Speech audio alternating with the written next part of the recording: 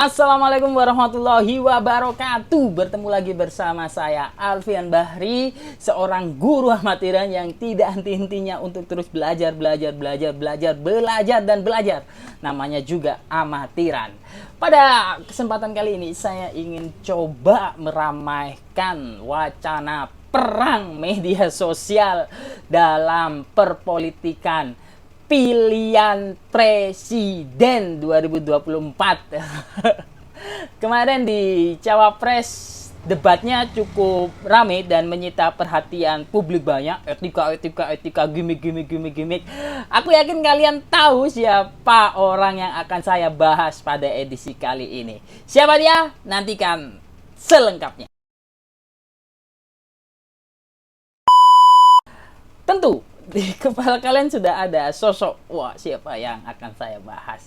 Ya, tidak lain dan tidak bukan the one only anak Presiden Jokowi, Gibran Rakabuming Raka. Terlepas dari dia siapa sebenarnya, justru yang mengundang semangat saya untuk menyemangati atau turut serta dalam kontestasi perang wacana di Pilpres ini, ya gimmick Gibran kemarin saat Cawapres, debat Cawapres tepatnya. Ini saya curiga mereka atau tim suksesnya memang mendesain agar Gibran ini memproduksi sesuatu yang memang bisa dimanfaatkan menjadi konten. Karena substansinya nggak ada sama sekali. Hilirisasi, food estate. Itu kalau kalian track datanya itu semuanya omong kosong semua gitu. Sudah dihajar habis-habisan di Twitter, di X. Dan menariknya, apa yang diproduksi oleh Gibran itu kemarin di debat Cawapres justru hanya seputar sesuatu yang sekali lagi bisa dijadikan bahan konten. Jadi kayak semacam protein tinggi bagi warga netizen 62. Ini menarik sebenarnya dalam kancah kontestasi kampanye. Gibran atau tim suksesnya agaknya memang benar-benar memahami target pasarnya itu seperti apa. Mereka memahami itu. Mulai dari bajunya yang ada logo One Piece-nya, lalu ada logo segel QB. Itu kan semacam trik untuk menarik sorot kamera lu. Oh, ada logo One Piece, berarti dia ini pro One Piece. Oh, ada logo QB, oh berarti dia ini memang benar-benar anaknya Hokage Konoha. Wah, itu kan identitas-identitas yang coba ingin dihadirkan untuk menarik suara publik itu. Walaupun tidak menarik suara publik, orientasi di balik itu saya berani jamin untuk memanfaatkan sorot kamera. Agar apa ya? Agar identitas yang melekat di dirinya itu, entah itu One Piece, anaknya Hokage, Konoha, dan lain sebagainya, itu dijadikan bahan konten oleh yang memang confirm di bidang identitas yang dia pakai gitu teman-teman. Jadi ini trik yang benar-benar luar biasa dari kampanye kemarin debat Cawapres itu. Itu murni produksi konten. Itu murni itu. Strategi tim suksesnya terlihat banget di situ. Bahkan diperparah atau difokuskan agar terlihat berlebihan itu. Gimmicknya melihat kanan kiri, menyerang personal, justru memproduksi kata-kata yang memang pada akhirnya nanti menimbulkan polemik. Jadi desainnya memang di situ teman-teman. Dia memanfaatkan sorot kamera jutaan orang Indonesia yang menonton itu. Jadi ini cukup menarik sebenarnya dalam segi kampanye. Tapi bahayanya ini teman-teman. Bahayanya kita tidak akan mendapatkan substansi. Anda saja sekarang kemarin itu kan debatnya itu soal iklim, lokalitas dan lain sebagainya itu. Kalian sendiri sekarang nggak paham apa sih yang dimaksud iklim, apa sih persoalan iklim terbaru, apa sih persoalan adat yang baru, apa sih persoalan lokalitas yang terbaru. Anda nggak dapat apa-apa dari hal-hal semacam itu. Karena memang desain dari debat kemarin, khususnya yang diproduksi oleh Gibran, itu murni untuk bahan konten. Hilirisasi. Apa hilirisasi itu? Saya sampai bingung sebenarnya.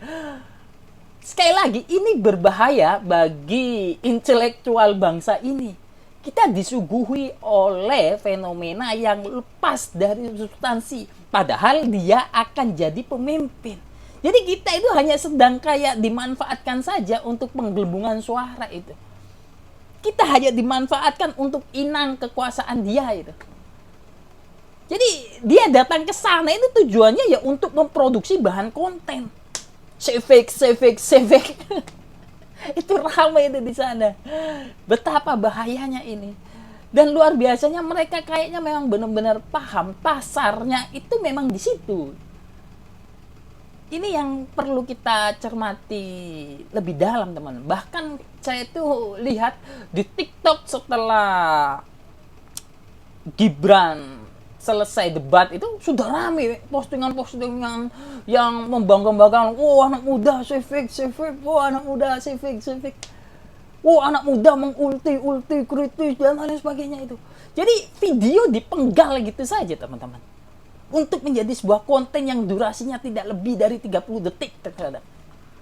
Orientasinya hanya kuantitas, viral. Dan ini akan sangat efektif bila dilihat oleh orang-orang pedesaan, orang-orang yang memang tidak melek teknologi, orang-orang yang tidak mengikuti debat, tapi dia mengkonsumsi konten. Gitu. Betapa bahayanya itu. Itu strateginya di situ menyasarnya ternyata.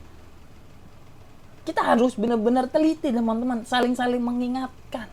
Carilah paslon-paslon yang memang mempunyai substantif pembicaraan. Kalau kemarin itu murni saya lihat, dia hanya sedang berusaha memproduksi bahan konten. Inilah mengapa sangat-sangat berbahaya sekali kalau kita tidak barengi dengan nalar-nalar kritis. Nalar kritis itu penting. Di era gila seperti hari ini, saat semuanya eksis, saat semuanya itu mengejar eksistensi semu, hanya mengejar klik, hanya mengejar komen, hanya mengejar subscribe dan lain sebagainya, di-cloning, diduplikat dan lain sebagainya. Kalau kita tidak berupaya menjangkau lebih dalam, menjangkau apa yang dibalik itu, kita hanya akan mengkonsumsi hal tampilan-tampilan yang hanya mengundang tawa semenit 2 menit. Oh iya. Tapi di balik itu ada propaganda yang sublim, teman-teman. Dan itu kalau dipompa dengan iklan dan algoritma media sosial, ini makin gila, teman-teman. Beneran. Sekali lagi, hal ini adalah strategi yang mengerikan untuk pasar Indonesia. Jadi kalian itu nggak akan dapat substansi sama sekali dalam hal-hal semacam ini. Karena kalian sekali lagi hanya dimanfaatkan. Sekali lagi bijak-bijaklah untuk melihat apa yang di belakang itu. Terlepas saya benci atau tidak, saya milih yang mana atau yang ini, itu. Strategi dari Gibran dan tim suksesnya perlu untuk kita bicarakan lebih jauh. Apa sih maksudnya itu? Jadi bijak-bijaklah dalam memilih, kita sedang dalam masa yang benar-benar rancu. Sudah nggak jelas ini rasanya itu. Jadi kuharap kalian aktifkan nalar kritis. Walaupun belum bisa menentukan pilihan mana yang perlu kalian pilih, setidaknya kalian sudah tahu mana yang lebih baik, mana yang lebih buruk, dan mana yang perlu kalian optimalkan, dan mana yang perlu kalian sisihkan. Saya Alfian Bahri, semoga video ini membantu untuk mencerahkan apa yang mesti kalian pilih. Terlepas dari benar salahnya, ini hanya argumen semata, pendapat semata, dan tetap wajib untuk terus didiskusikan lebih lanjut. Saya Alfian Bahri undur diri. Assalamualaikum warahmatullahi wabarakatuh. Sampai bertemu di konten-konten berikutnya.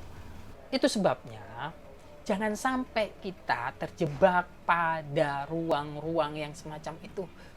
Identitas harus jelas. Kamu guru atau konten kreator, atau konten kreator yang pakai baju guru, atau guru yang memang pengen jadi konten kreator. Itu harus jelas.